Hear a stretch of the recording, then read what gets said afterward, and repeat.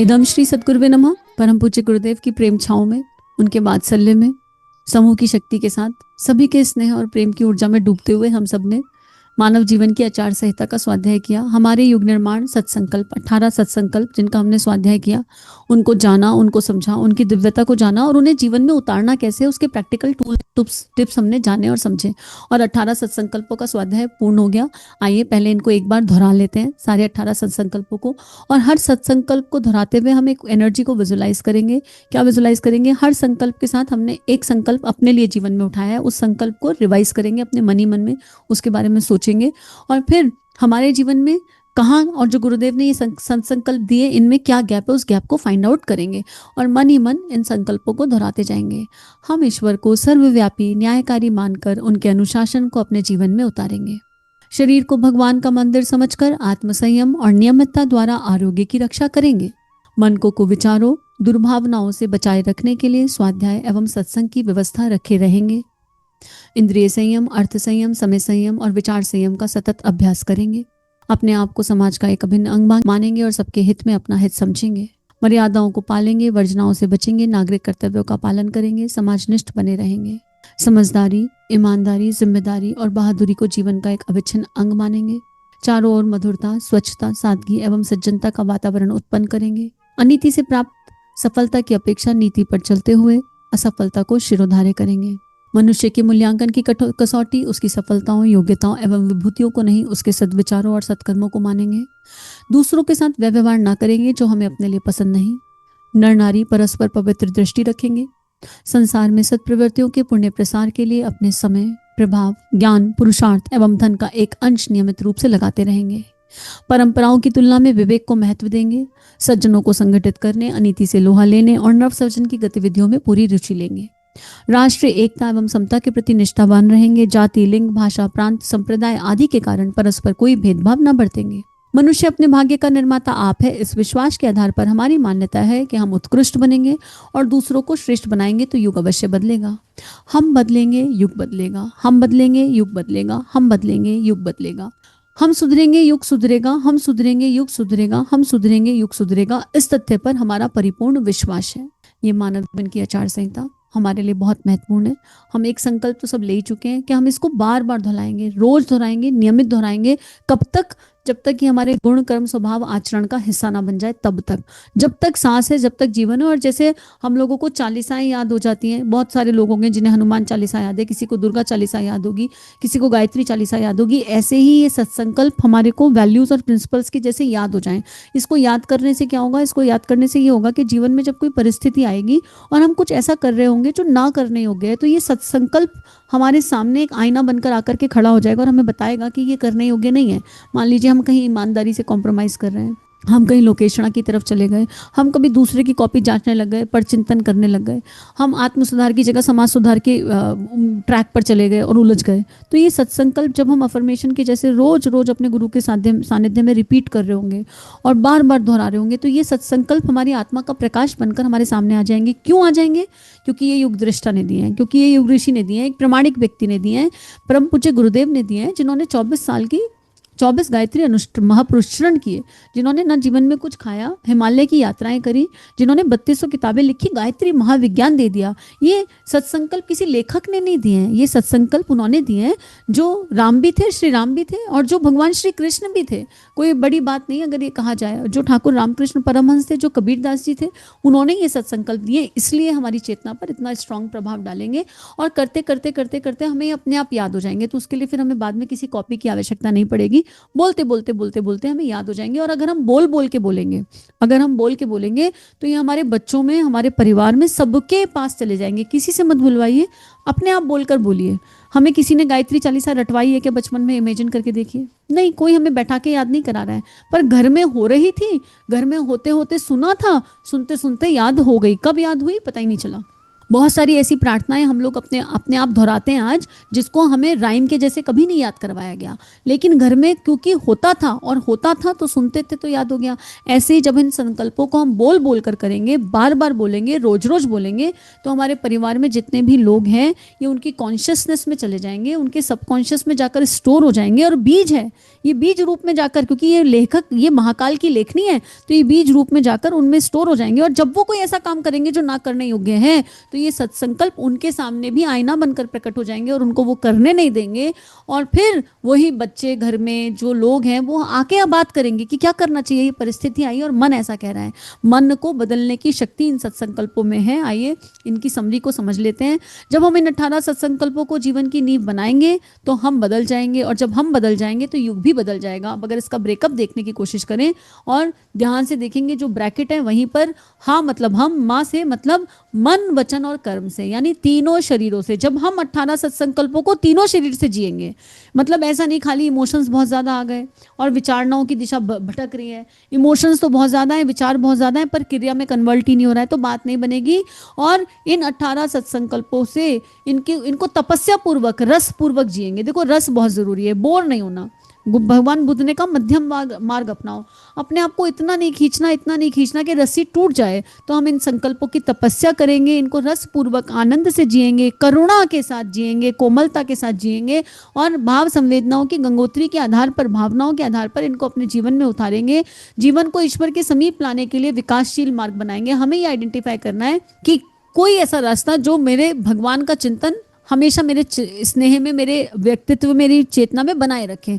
बस किसी भी तरह एक अपने आप को ऐसी एनर्जी से घेर करके रखना है कि हम कभी ईश्वर को भूले ना, क्योंकि बहुत सारी भूलने की संभावनाएं हैं। तो बस भगवान से इतना ही कहना है कि भगवान, आपको याद रखने के लिए केवल एक ही कारण है कि आप हमें बहुत प्यार करते हो, लेकिन आपको भूलने के लिए इस माया रूपी संसार में 1000 कारण हैं। तो आप इतनी कृपा करना कि हम आपको याद रखें, आपको हर समय याद रखें, हर पल आपको याद रखें, तो फिर हम गलत मार्ग पर जा ही नहीं सकते। और जब भगवान को याद रखेंगे तो ईश्वरीय प्रेरणा भीतर से अपने आप प्रकट होने लगती हैं, और वो ईश्वरीय प्रेरणाएं जब भीतर से प्रकट होती हैं तो इंसान कर्मशील बन जाता है, और सृष्टि को सजाने के लिए भगवान अपने आप उसका उपयोग कर लेते हैं। फूल खिलता है तो खुशबू फैलती है, पर कभी फूल का जीवन देखा? फूल ने कभी कंप्लेन नहीं करी। एक खिला हुआ फूल कभी तो भगवान के गले में पहुंच जाता है माला बनकर, लेकिन कभी कभी किसी डेड बॉडी पर भी चढ़ जाता है, और कभी कभी किसी संत के चरणों में भी चढ़ जाता है, और कभी कभी फूल उगता है, खिलता है और ऐसे ही टूट के गिर जाता है, और किसी के पैरों तले भी आ जाता है। एक फूल की क्या गति होगी वो फूल कभी नहीं जानता, पर उसे अपनी गति से कोई लेना देना नहीं होता, उसे कोई शिकायत नहीं होती। उसका धर्म है खिलना और खिलकर खुशबू फैलाना, और वो फैलाना नहीं चाहता है, ऑटोमेटिक फैल जाती है। पर वो फूल आउटपुट के बारे में नहीं सोचता, खिलने से पहले ये नहीं सोचता कि मैं भगवान के चरणों में चढ़ूंगा, या मैं किसी डेड बॉडी पर जाऊंगा, या मैं संत के पास जाऊंगा, मैं पहुंचूंगा कहाँ, उसको इसकी कोई परवाह नहीं होती। तो जब हम जीवन जी रहे हैं अपने गुरु के सानिध्य में, तो हम ये ना सोचे कि हमारे जीवन का आगे क्या होगा। कोई है जो हमारे जीवन को साल रहा है, संभाल रहा है, और फिर हमारे कर्म प्रारब्ध भी तो हैं, वो भी तो पूर्ण होंगे। तो अगर हम सोच रहे हैं सब कुछ हैप्पी हैप्पी हैप्पी हो जाए, तो हैप्पीनेस तो भीतर बसती है, वो कहीं बाहर नहीं है। हमारी परिस्थितियों के आधार पर अगर हम सुख और दुख को जीने की कोशिश कर रहे हैं, तो फिर जीवन में कभी सुख और दुख आता जाता रहेगा, लेकिन आनंद की ओर गुरुदेव इन सत्संकल्पों के माध्यम से हमें एक ऐसे आनंद की ओर ले जा रहे हैं जिसको झुटलाया नहीं जा सकता, जिसको समझाया नहीं जा सकता, जिसको जिया जा सकता है। वही वाली बात है कि कुछ चीज़ें ऐसी होती हैं जिनको शब्दों के माध्यम से पता नहीं कैसे बताया जाए, पर इसको जी करके देखिए, समझ में आएगा, अनुभव में आएगा, अनुभूति में आएगा कि परम पूज्य गुरुदेव का प्रेम क्या है। फिर भी उपासना समर्पण योग वाग्मय के लास्ट के 3 चैप्टर में गुरुदेव ने इसको एक्सप्लेन भी किया है, और उसको पढ़ते हुए लग रहा था कि शायद गुरुदेव ही वो शक्ति है जो इस भाव को भी शब्द दे सकते हैं। नहीं तो इस भाव के लिए ना कोई शब्द नहीं है, इस प्यार को क्या नाम दूं वाली बात आ जाती है। प्रेम की भाषा मौन है। तो अगर हम इस तरह जिएंगे तो हमारी नींव मजबूत हो जाएगी। इसके लिए हमें चाहिए निष्ठा, ईमानदारी और संतुलन, बैलेंस लाइफ की आवश्यकता है। हम भावनाओं में कई बार इतने खो जाते हैं, लेकिन गुरुदेव को इस समय कीर्तन मंडली नहीं चाहिए, भक्त मंडली नहीं चाहिए जो बस कीर्तन कीर्तन करती रहे, और भगवान के काम की बात आए तो क्या काम, कौन सा काम, कैसा काम, हम तो बस कीर्तन करेंगे। नहीं, या तो फिर कीर्तन ऐसा हो जैसे मीरा ने किया, या तो कीर्तन ऐसा हो जैसे ठाकुर ने किया, माँ माँ माँ की ऐसी पुकार लगाई कि आज तक माँ काली हमारे अंतःकरण में गूंज रही है, या तो फिर कीर्तन उस अवस्था का हो लेकिन हम कीर्तन करें और वो कीर्तन भी हम स्व के लिए करें, अपने स्वार्थ के लिए करें, क्योंकि हमको आनंद आ रहा है उस भक्ति रस में, तो हमको संसार से कोई लेना देना नहीं। भारत की ये दुर्दशा इसलिए हुई है कि भारत में जो प्रबुद्ध वर्ग था, जो भक्ति मार्ग के साधक थे, वो कहीं अपने कमरों में बंद होकर के भक्ति करने लगे और उन्होंने देश के बारे में सोचना छोड़ दिया। वो अपनी भक्ति में, अपने एक रस में, अपने आनंद में खोते चले गए, खोते चले गए, इतना खो गए, इतना खो गए कि बाहर क्या विभीषिका फैल रही है वो समझ में ही नहीं आया। अगर कोई सत्यनिष्ठ इंसान चुप रहता है तो ये एक पाप की श्रेणी में काउंट होता है, क्योंकि जिसे ज्ञान ही नहीं वो तो क्या बोलेगा। लेकिन जिसको भगवान ने माध्यम बनाया, जिसको भगवान ने दिया, गायत्री दी, वो मौन होकर के बैठ जाए, समाज में अराजकता फैल रही हो तो बात बनती नहीं। आप इमेजिन करिए, अगर हम लोग ये इमेजिन कर लें कि परम पूज्य गुरुदेव को गायत्री माता जिस दिन दादा गुरुदेव के दर्शन हुए उसी समय प्राप्त हो गई। परम पूज्य गुरुदेव अगर केवल हिमालय पर ही रह जाते और वापस ना आते, उन्हें आवश्यकता नहीं थी, वो केवल हमारे लिए लौट करके आए हैं।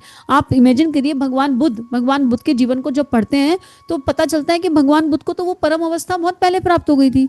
तो उन्होंने अपने गुरु से कहा कि भाई, गुरु नहीं थे भगवान, जो उनके मार्गदर्शक सत्ता थी, जो भी थे, उनसे कहा तो उन्होंने कि ये मेरा एम था ही नहीं, मुझे तो दुनिया के दुखों से, दुनिया को दुख से दूर करना है, मुझे तो दुनिया को जो है प्रेम का अनुभव कराना है, ये जो मैं फील कर रहा हूँ मुझे ये दुनिया को फील कराना है। तब उनकी यात्रा आगे और बढ़ी।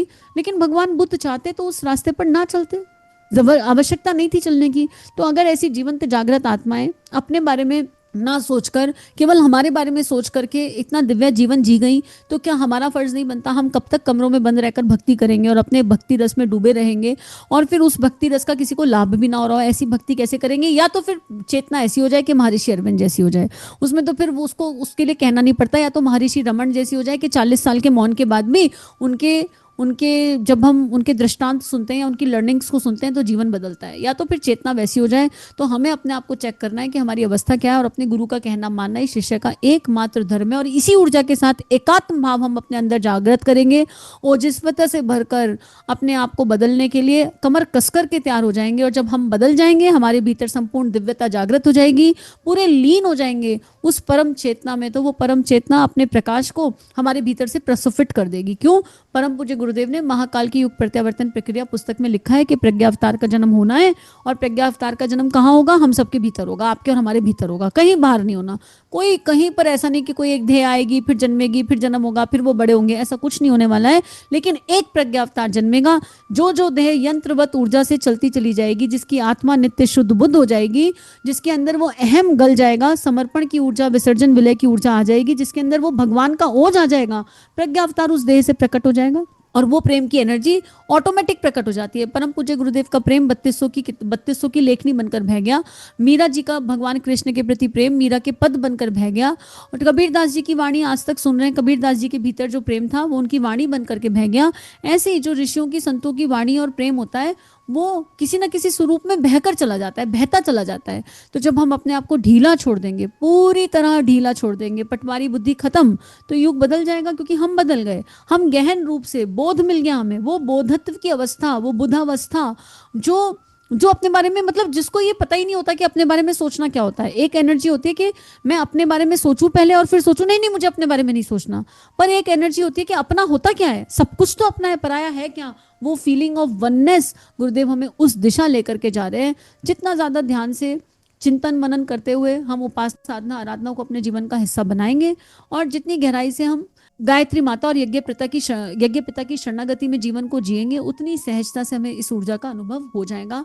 आइए अपने आज के संकल्प को फिर से मन ही मन दोहराते हैं, सारे संकल्पों को, और कटिबद्ध होकर इन सत्संकल्पों के आधार पर जो संकल्प हमें प्राप्त हुए उनको जीने का अभ्यास प्रयास करते हैं। सभी अपना ध्यान रखिए, नियमित ध्यान करते रहिए।